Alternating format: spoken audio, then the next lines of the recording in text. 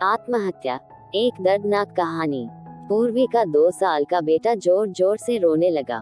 उसी क्षण पूर्वी की 6 साल की बेटी चिल्लाने लगी, मम्मी छोटू बेड के ऊपर से नीचे गिर गया। तुम कहाँ हो? देखो ना छोटू कितना रो रहा है। पूर्वी भागकर दूसरे रूम में आई और अपने बेटे को उठाकर अपनी गोद में लिया और अपने सीने से लगा लिया। बेटी रोते हुए बोली, मम्मी तुम कहाँ चली गई थी? मुझे बहुत डर लग रहा था। तुम हम दोनों को छोड़कर कहीं मत जाओ, मुझे अकेले में बहुत डर लगता है। पूर्वी अपने दोनों बच्चों को पास लेकर जोर से गले से लगा लिया और रोने लगी। दोनों बच्चे उसके सीने से लिपटकर सो गए। रोते रोते पूर्वी को कब नींद आ गई उसे पता ही नहीं चला। कामवाली बाई गंगू की आवाज से पूर्वी की नींद टूटी। अरे मैडम, आपने बाहर का गेट खुला क्यों छोड़ दिया था? अरे मैडम, क्या हुआ? अभी तक आप सोई हुई हो? तबीयत तो ठीक है ना? वो खुद को संभालते हुए बोली, हाँ थोड़ी तबीयत ठीक नहीं है। घड़ी में वक्त देखती है तो 8:30 बजे थे।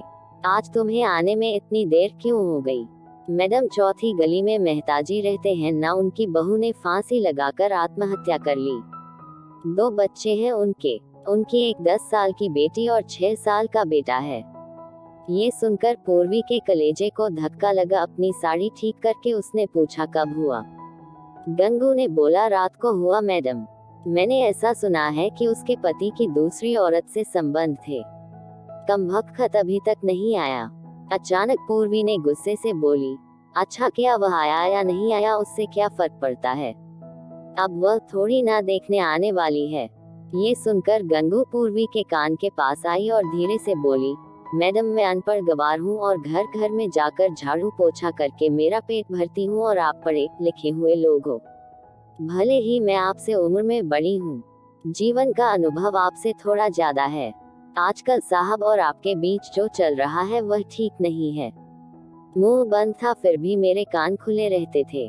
मैं एक औरत हूँ और औरत के दुख में भी समझती हूँ, इसलिए मुझे आपको एक बात बतानी है। आत्महत्या ये कोई भी समस्या का समाधान हो नहीं सकता। जिंदगी में उतार चढ़ाव तो होते ही रहते हैं। इसका मतलब ऐसा नहीं कि आप अपनी जान दे दो। मैडम जी, कभी कभी आदमी अपना रास्ता भटक जाता है, पर अंत में घूमकर अपने ही घर वापस आता है, और जब नहीं आए तो भी क्या फर्क पड़ता है? आप किसके लिए मरना चाहती हो? जो आपको प्यार नहीं करता, जिसको आपकी थोड़ी सी भी परवाह नहीं हो, उसके लिए आप जी नहीं सकती जो आपसे प्यार करते हैं।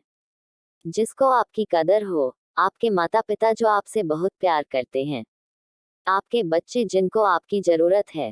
गंगू का बोलना सुनकर पूर्वी की आंखों में से आंसू की धारा बहने लगे। पूर्वी गंगू को गले लगाकर रोने लगी। गंगू पूर्वी को पीठ पर से हाथ फेरते हुए सोफे पर बैठाती है और बोलती है, बुरा न मानो तो एक बात बोलूं मैडम, खाली दिमाग शैतान का घर होता है। आप घर में बैठकर फालतू बातों को सोचते हो। मैं आपके घर में काम करने के बाद में 9 से 3 इस वक्त स्कूल में झाड़ू लगाने जाती हूँ। वहाँ की प्रिंसिपल मैडम बहुत अच्छी है। आप तो पढ़े हुए हो, अगर आप बोलती हो तो मैं आपके लिए टीचर का काम करने का पूछूं क्या? आपका वक्त भी निकल जाएगा और मन भी लग जाएगा। इस पर पूर्वी चुप बैठी थी।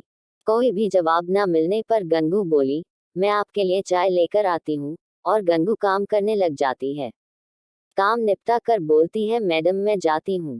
उतने में पूर्वी उससे बोलती है, रुको गंगू, तुम स्कूल में मेरे लिए पूछना, यदि संभव हो तो प्रिंसिपल मैडम का नंबर मुझे ला कर दो। गंगू के चेहरे पर खुशी का भाव दिखा। गंगू पूर्वी के पास जाकर बैठी और धीरे से बोली, मैडम मैंने दूसरे रूम में बेड पर स्टूल रखा हुआ देखा था। ऐसा आप कभी भी मत करना। यह आपका घर है, इसे बचाने को आपसे जो हो सके वह कीजिए। बिना लड़े आपने हार मान ली। गंगू पूर्वी के हाथ अपने हाथ में लेकर बोली, मैडम एक फिल्म में एक हीरो ने एक डायलॉग बोला था, लड़ाई लड़कर जीती जाती है, मरकर नहीं, क्योंकि मुर्दे कभी लड़ा नहीं करते। गंगू हाथ नचाते हुए ऐसे बोलने लगी। ये देखकर पूर्वी को बहुत हंसना आया। गंगू का बोलना सुनकर पूर्वी का मन हल्का हो गया और उसे एक नई आशा की किरण भी दिखी। वह अलमारी में से अपने सर्टिफिकेट निकालने लगी।